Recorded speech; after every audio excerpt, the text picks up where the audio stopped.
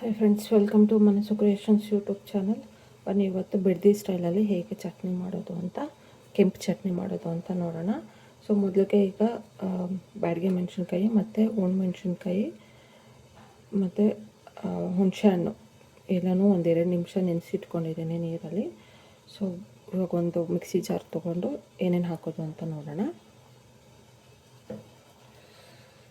ನೋಡಿ, ಸ್ವಲ್ಪ ಒಂದು ಅರ್ಧ ಈರುಳ್ಳಿ, ಒಂದು 3 ಹಸಿಮೆಣಸಿನ್ಕಾಯಿ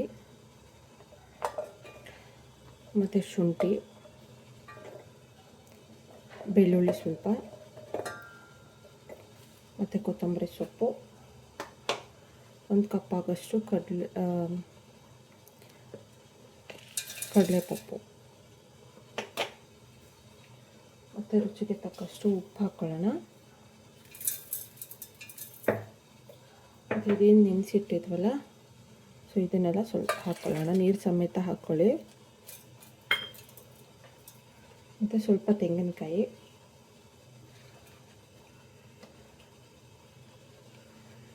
ಒಂದು 3 ಸ್ಪೂನ್ ಹಾಕ್ಕೊಳ್ಳಿ. ಕ್ವಾಂಟಿಟಿ ನೋಡಿಕೊಂಡು ಎಷ್ಟು ಬೇಕೋ ಅಷ್ಟು ಹಾಕ್ಕೊಳ್ಳಿ. ಸೊ ಬನ್ನಿ ಇದಕ್ಕೆ ನೀರು ಹಾಕ್ಕೊಂಡು ರುಬ್ಕೊಬರೋಣ. ಸೊ ನೋಡಿ, ಈಗ ರುಬ್ಬಿ ಆಗಿದೆ, ಫೈನಾಗಿ ರುಬ್ಕೊಳ್ಳಿ. ಸೊ ಈಗ ಇದಕ್ಕೆ ಒಂದು ಒಗ್ಗರಣೆ ಕೊಡೋಣ ಬನ್ನಿ.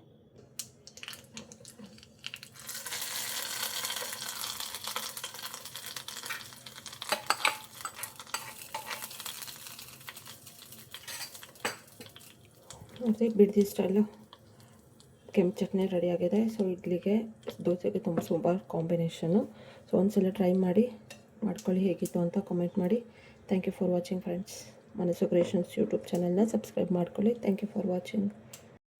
ನೋಡಿ, ತಟ್ಟೆ ಇಡ್ಲಿಗೂ ಮಾಡ್ಕೋಬೋದು, ನಾರ್ಮಲ್ ಇಡ್ಲಿಗೂ ಮಾಡ್ಕೋಬೋದು. ಬಿಡ್ದಿ ಚಟ್ನಿ ತುಂಬ ಟೇಸ್ಟಿಯಾಗಿರುತ್ತೆ. ಒಂದ್ಸಲ ಟ್ರೈ ಮಾಡಿ, ಮಾಡ್ಕೊತೀನಿ.